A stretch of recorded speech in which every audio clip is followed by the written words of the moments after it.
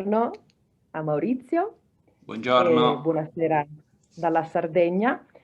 Stasera abbiamo un ospite veramente importante, soprattutto per quello che fa, ma anche per me, perché è una mia carissima amica, una donna che è un esempio e che sta facendo la differenza. Perciò sono veramente contenta e onorata che Carla Cossu stasera sia qui con noi. E voglio subito dare la parola a Carla per presentarsi e voglio darvi però delle parole chiave per stasera, che sono giovani, opportunità e nuove prospettive. A te Carla, grazie. Ok, buonasera a tutti, buongiorno a Maurizio. Vabbè, in primis voglio ringraziare per questa introduzione che mi preoccupa un po' per la responsabilità che mi dà, però effettivamente con Stefania ci conosciamo da tanto tempo, abbiamo avuto modo di condividere diversi momenti e quindi questo è molto, già questo secondo me è un'esperienza interessante perché arriviamo da diciamo background diversi, però poi insomma ci siamo ritrovate poco a poco. Bene, io che dire, ho 45 anni e lavoro ormai da diversi anni nella cooperazione internazionale, una passione direi più che un lavoro che ho inseguito con tanta determinazione. Lavoro con il COSPE, che è una ONG italiana che lavora in tanti paesi del mondo, è una delle poche ONG secondo me che sono riuscite anche un po' a sopravvivere dopo quella crisi, insomma dal 2009 in poi. Una ONG con la quale io comunque condivido diversi valori e molte prospettive.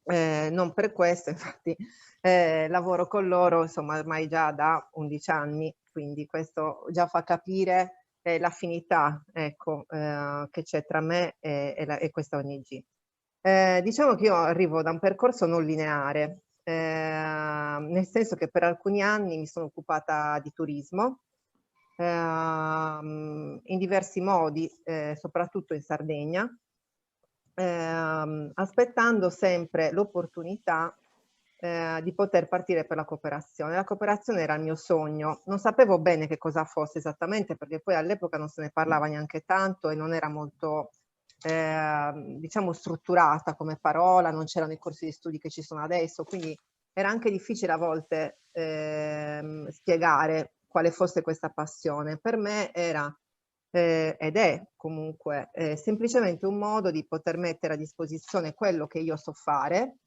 per appoggiare probabilmente la crescita magari di altre persone, di paesi, di programmi, questo io ancora non lo sapevo bene. Quindi diciamo, la mia esperienza, questa esperienza sul turismo e la prima laurea che ho conseguito, che era appunto inerente al turismo, mi hanno permesso di salire su questo treno.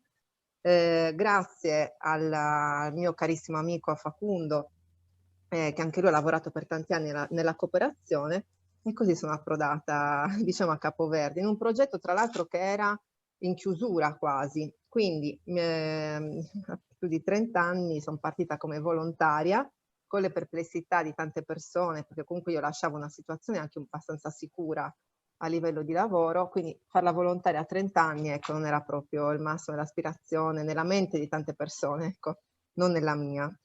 Quindi diciamo che mi sono occupata per il primo periodo a livello volontario proprio di turismo sostenibile, quando a un certo punto, dopo un po' di mesi durante i quali io ho lavorato nelle comunità, quindi a contatto diretto proprio con le persone, mi sono avvicinata sempre più a tematiche che in qualche modo certo sono trasversali ovviamente al turismo, però che mi facevano pulsare un po' più il cuore.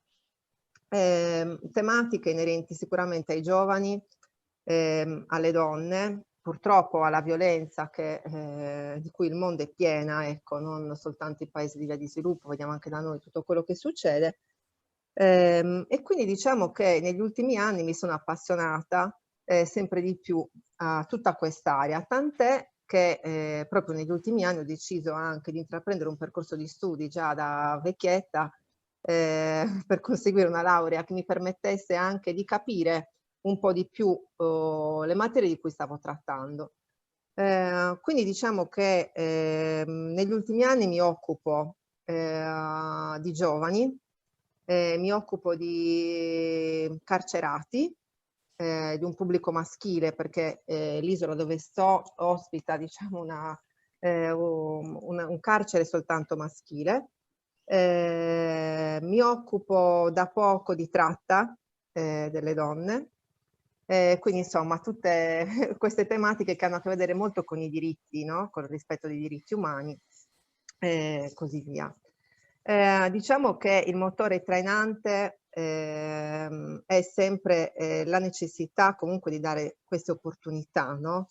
Una parola che ritorna costantemente nella mia vita. Io ne ho avute tante che mi sono state date in primis dalla mia famiglia, alla quale io devo tutto e quello che sono, poi dalle amicizie e anche da questi treni appunto che sono passati. Quello su cui diciamo ho iniziato a riflettere di più è che noi molte volte percepiamo l'importanza di avere queste opportunità, ma ci dimentichiamo dell'importanza di darle le opportunità. Quindi io credo che comunque il lavoro che io faccio con tanta passione in definitiva sia questo, sia un po' un restituire, no? Le opportunità che ne abbiamo avuto. Molti mi chiedono, vabbè, ma come? Perché poi ancora spiegare il lavoro è difficile. Però a volte se ci pensiamo, anche in poco noi possiamo dare, cioè ci sono persone che non hanno mai avuto la possibilità di studiare, però magari riescono ad apprendere molto se vengono affiancate e se noi ridisponibilizziamo di quello che sappiamo, del nostro sapere, delle nostre conoscenze a queste persone. Questo è un esempio ovviamente molto banale, però che rende diciamo comunque l'idea.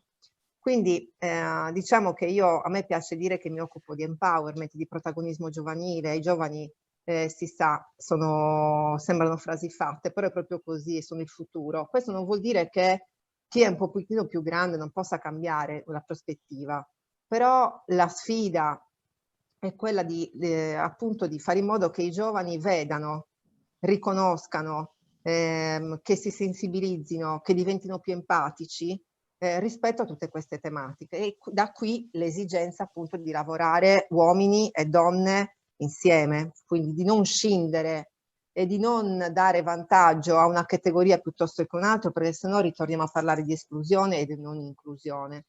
Quindi diciamo che questo è quello che io dico sempre mi piacerebbe fare, perché io lo faccio, poi i risultati questi purtroppo si vedono anche molto a lungo termine. Noi cerchiamo di gettare comunque, di piantare dei piccoli semi, lavoriamo molto con i locali, ovviamente anche nel loro percorso di crescita professionale, in modo che poi poco a poco noi ce ne andiamo un po' via, ovviamente, e che rimangano loro a continuare questi percorsi molto interessanti. Quindi ecco, questo è quello che vorrei fare, ecco, ripeto, mi piace più dire così e che spero di riuscire a fare, che rimane sempre il sogno della mia vita, quindi...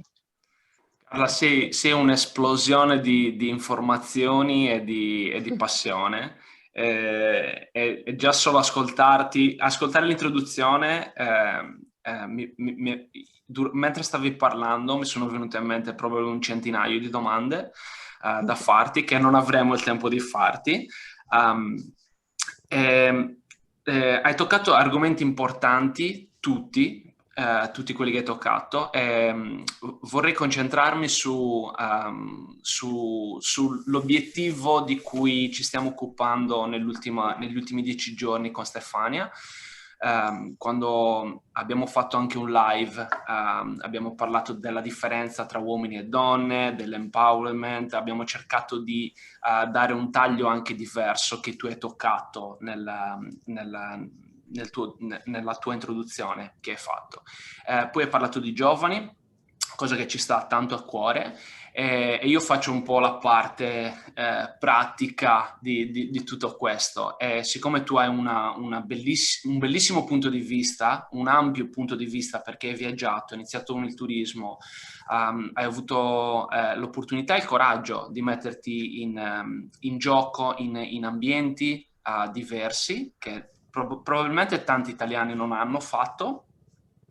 Quindi la domanda è: quando parli di giovani e quando parli di donne, quindi è una domanda doppia, e dici dobbiamo piantare semi, dobbiamo cercare di influenzare o appunto di piantare dei semi nei giovani in modo concreto.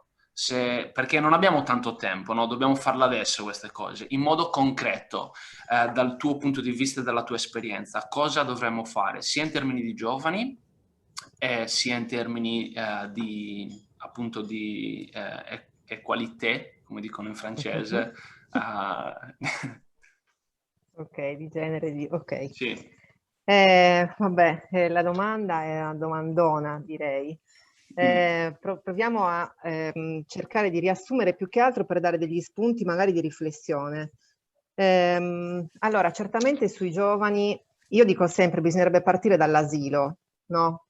Facendo capire appunto che non ci sono differenze, le differenze le creiamo noi, perché quando tu decidi il colore, il gioco, il futuro di tuo figlio, noi facciamo tanti errori in questo senso, no? Dettati ovviamente dalla cultura principalmente, cioè noi pensiamo in un modo, se vai in Afghanistan pensano in un altro, se vai a Capoverde pensano in un altro ancora e così via. Quindi già da lì bisognerebbe evitare di condannare i bambini a un futuro che magari non è il loro. Parlo di tante cose, ecco, non si parla solo delle cose un pochettino più banali, quindi già l'educazione, noi ci rivolgiamo molto ai ministeri, al Ministero dell'Educazione, a Capoverde, abbiamo un rapporto molto prossimo. Addirittura chiediamo che nei programmi ministeriali vengano inserite queste materie, che vengano capacitati gli insegnanti per primo, perché se no tutto questo non sarebbe possibile, ma che poi poco a poco si dia la possibilità ai bambini e soprattutto poi ai ragazzi quando arrivano già al liceo di diventare appunto protagonisti. Cioè il protagonismo giovanile è la chiave di svolta di tutto. Se tu a un ragazzino gli fai capire che lui ha voce in capitolo, che ha capacità di scegliere nel bene e nel male, che ha il diritto di poter sbagliare anche e giustamente, ma che ha un ruolo e che deve avere un ruolo nella società perché non si può sempre decidere per lui, è più probabile che questa persona, che questo ragazzo o questa ragazza iniziano a vedere il mondo con delle lenti diverse, perché qua si tratta sempre di vedere il mondo con delle lenti. Noi le vediamo in un modo, io ho 40 anni, mio cugino ha 20 o mio nipotino ha 10. Quindi bisogna metterli in condizione di poter iniziare a decidere, a capire che cosa significa essere cittadino, il concetto di cittadinanza, di governanza, sono concetti astratti, cioè se noi ci pensiamo, io mi ricordo alle superiori, alle medie, che si parlava di politica o di... ma per me erano cose veramente lontane, incomprensibili, quando invece capire anche che dovrei scegliere prima o poi da che parte stare, no? Dove andare, dove camminare, ecco, prima lo si fa e meglio è. Però come? Non sempre aprendo la testa a sti ragazzi, mettendogli dentro informazioni, poi la richiudi, non gli chiedi niente. No, è il contrario, si fa un percorso insieme, e si chiamano proprio percorsi di empowerment e di protagonismo giovanile, funzionano molto. Noi abbiamo avuto delle bellissime esperienze in Brasile, proprio con i ragazzi di strada, ed effettivamente questi bambini, questi ragazzini arrivano a capire, a pensare e anche a discernere cosa diventa giusto e che cosa è sbagliato. Questo funziona molto per tutte le problematiche di bullismo, insomma di abuso, di assedio sessuale. Quando i ragazzini sanno che cosa è giusto, che cosa è sbagliato, iniziano a autodifendersi. Questo non vuol dire che la responsabilità deve essere messa tutta nelle mani loro, occhio, non è questo.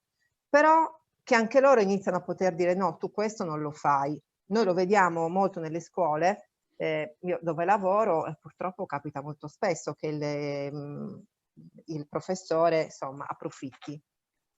E attraverso questi percorsi le ragazze e i ragazzi, perché è da tutte le parti, arrivano a essere capaci di comunque di dire no, di dire è sbagliato, di avere dei punti di riferimento. Allora se succede questo io posso andare da lo psicologo, posso andare dalla polizia, posso andare addirittura da mia madre. Comunque sono percorsi che vanno integrati tra professori, tra alunni e tra i genitori, che purtroppo per necessità molte volte non dico dimenticano perché è una parola pesante, però molte volte non riescono a seguire questi ragazzi.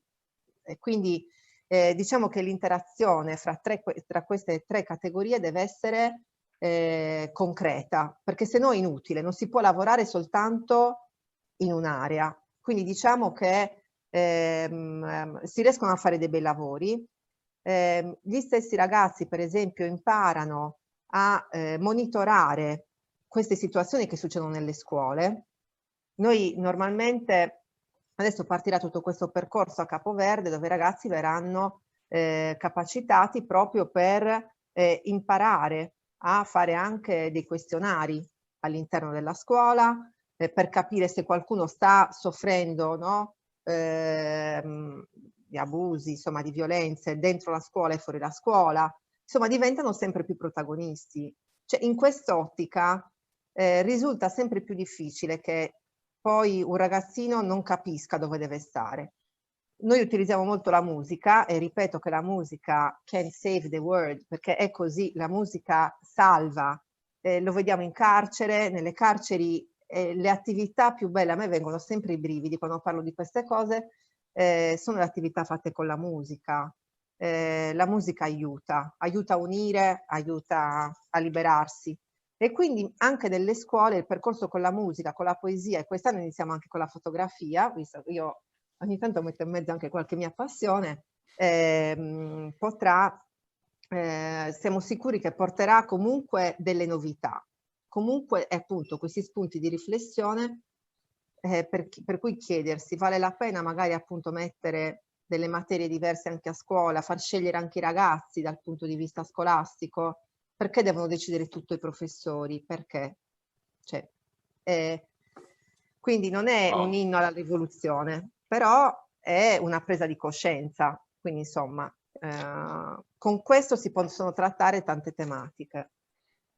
Grande. Esatto, era proprio sì, un percorso di consapevolezza e confermo quello che dice Maurizio che è un piacere ascoltarti. Io poi ho la fortuna di sentirci e condividere con Carla tutti questi percorsi e l'evoluzione. E allora ti volevo chiedere, guardando proprio il percorso che tu hai fatto, adesso c'è praticamente un decennio che hai trascorso a Capoverde, immagino che hai visto cambiare le cose anche grazie a quello che sei riuscita a portare tu. E allora ti chiedo, dando qualche indicazione di come hai visto cambiare le cose, anche ai giovani che comunque collaborano con te, che ti vedono così attiva, propositiva e che stai offrendo opportunità, che consigli gli vorresti dare? Perciò, come hai visto cambiare e che consigli gli vorresti dare? Ok, allora, premetto che quello che siamo riusciti a fare l'abbiamo fatto perché appunto c'è stato un lavoro in team. Da soli non si va avanti, nessuno, neanche il più bravo con più esperienza, no. Io ho sempre avuto la fortuna di avere delle persone a fianco a me, soprattutto questi giovani, che avessero una grande voglia di imparare. Se chiedi al COSPE ti diranno, penso un po' tutti, che comunque io punto molto sulle risorse umane. Per me personalmente questo è il traguardo più grande, quindi io quando vedo i ragazzi a fianco a me che crescono, che imparano, che si fanno delle domande, che riescono a dare delle risposte, che mi fanno riflettere, allora lì ho capito che abbiamo fatto centro tutti. Quindi io quello che suggerisco sempre e quello che dico sempre ai miei ragazzi è non smettere mai da una parte di inseguire realmente i propri sogni e farli diventare delle realtà, e purtroppo questo si fa quando ti fai un mazzo tanto, cioè non c'è scappatoia, non è inutile che ti dicano diventa questo in 3 giorni, ecco, non funzionano, le scorciatoie non ci sono, c'è tanto sacrificio, c'è l'umiltà di ascoltare, di condividere e di donare, perché queste cose succedono quando uno è disposto a trasferire quello che sa. Io l'ho imparato dai miei genitori, cioè questo è stato un insegnamento base, quello che io do, perché me lo devo tenere? Quindi se io ho delle conoscenze e delle capacità, perché tenermele? Però funziona quando anche dall'altra parte questi giovani hanno realmente voglia proprio di sfide, perché è una questione di sfide, non è tanto di diventare, è quella famosa ricerca del talento, no? Che io inseguo, non è il voto, che l'ho sempre odiato, e spero che lo aboliscano prima o poi, definitivamente. La ricerca del talento, di dire, caspita, ecco, sono riuscita a capire questa persona dove può arrivare. Ecco, secondo me è quello. Quindi chi sta dalla parte, magari come in questo caso io che sono un referente paese, un capoprogetto, dipendendo dalle funzioni che ho, ecco, che magari abbiamo questa responsabilità di trasferire e di cogliere, perché è così che ci riusciamo. I cambiamenti funzionano quando uno vede e nota, dare questa opportunità e ai giovani darsi l'opportunità di capire. Io personalmente posso dire che ho visto, a parte il mio team, che ha avuto una crescita esponenziale, io sono felicissima e ogni volta c'è per me una grande gioia, adesso siamo in 14, quindi però anche nelle attività che poi sono state fatte, parlo soprattutto del carcere, che molti dei miei ragazzi, come mi piace chiamare, sono i miei ragazzi loro, quando hanno capito che c'era qualcuno che credeva in loro, in quel caso sono stata io e continuo a farlo, la prospettiva un po' è cambiata. Certo non gli cambia la vita perché poi fuori ci sono altri problemi, però sapere che c'è almeno una persona che crede in te e che ti vede come un'altra persona può realmente cambiare. Abbiamo avuto diversi esempi, c'è qualcuno che si è laureato addirittura in giurisprudenza da poco, ha fatto un bellissimo percorso. Sì. Quindi ci devi credere e devi aver pazienza, perché questi, come stavo dicendo all'inizio, sono semi e le piante, qualsiasi albero, non è che cresce in un giorno. Quindi è la pazienza e la costanza. Questo è quello che mi sento di dire. Sì. Che grande Carla. Purtroppo mi sa che siamo arrivati alla fine dell'intervista. Noi adesso andiamo dietro le quinte e bombardiamo Carla di altre domande. Organizziamo per una seconda puntata perché i discorsi si possono ampliare anche. Assolutamente, ci sono tante cose che Carla, se tu ci dai la disponibilità, noi ti teniamo stretta nella famiglia di Muoviamo le Acque perché hai tanti concetti che ci piacerebbe, appunto, come hai detto tu, condividere con altre persone. Quindi grazie mille, grazie mille, ci vediamo alla prossima puntata. Esatto, sì, mi auguro presto. Ancora. Grazie mille per l'opportunità. Grazie a te, Carla. Ciao, un abbraccio grande a tutti. Ciao.